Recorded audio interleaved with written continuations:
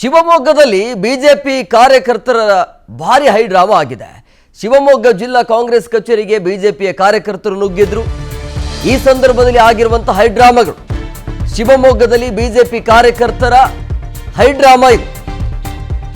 ಶಿವಮೊಗ್ಗ ಜಿಲ್ಲಾ ಕಾಂಗ್ರೆಸ್ ಕಚೇರಿಗೆ ಬಿಜೆಪಿಯ ಕಾರ್ಯಕರ್ತರು ನುಗ್ಗಿರ್ತಾರೆ.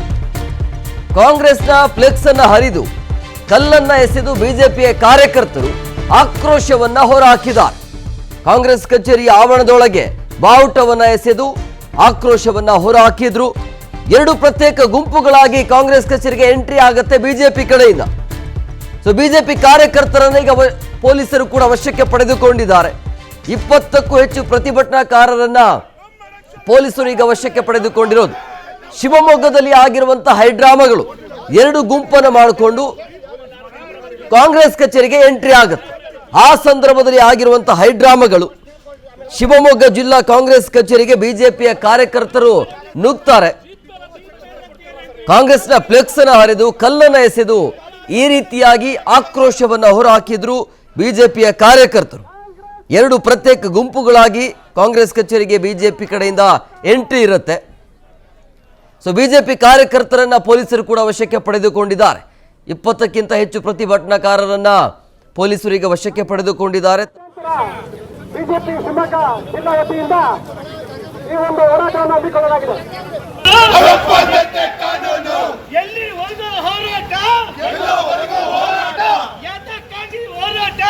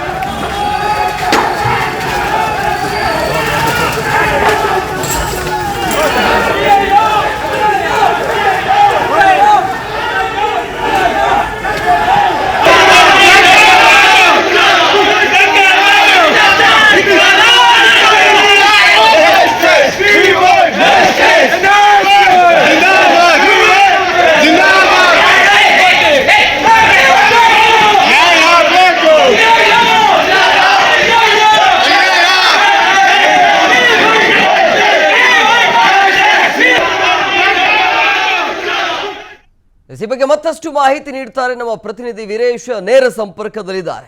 ವೀರೇಶ್, ಯಾವ ಕಾರಣಕ್ಕಾಗಿ ಅಂದ್ರೆ ಮೊಟ್ಟೆ ಎಸೆದಿದ್ರು ಅನ್ನುವಂತಹ ಆರೋಪವನ್ನು ಇಟ್ಕೊಂಡು ಈ ರೀತಿಯಾಗಿ ನೇರವಾಗಿ ಕಚೇರಿಗೆ ನುಗ್ಗಿ ಹಲ್ಲೆ ಮಾಡುವಂಥ ಪ್ರಯತ್ನ ಆಯ್ತಾ?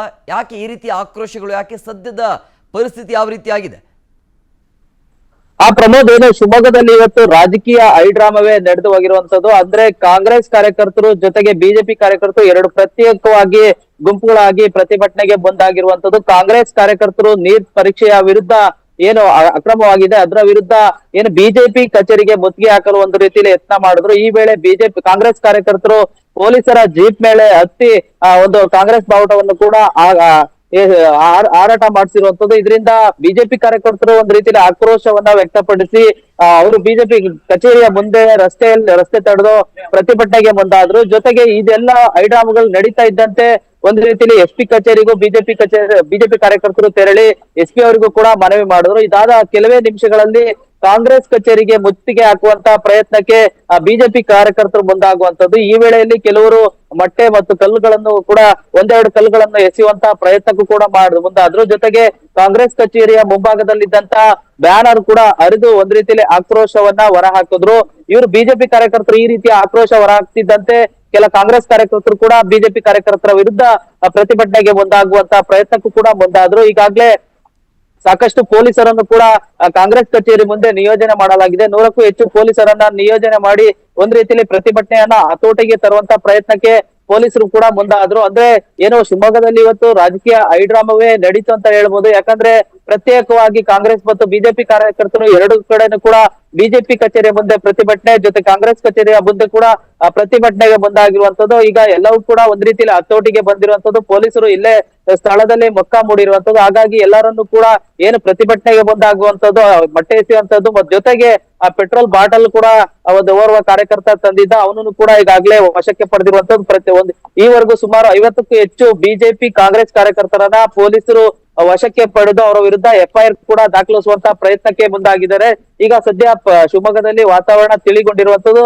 ಕಾಂಗ್ರೆಸ್ ಕಚೇರಿಯ ಮುಂದೆ 100ಕ್ಕೂ ಹೆಚ್ಚು ಪೊಲೀಸರನ್ನ ನಿಯೋಜನೆ ಮಾಡಿದ್ದಾರೆ. Pramod. Yes, okay, thank you Veeresh ನಿಮ್ಮೆಲ್ಲ ಡೀಟೇಲ್ಸ್ಗಾಗಿ.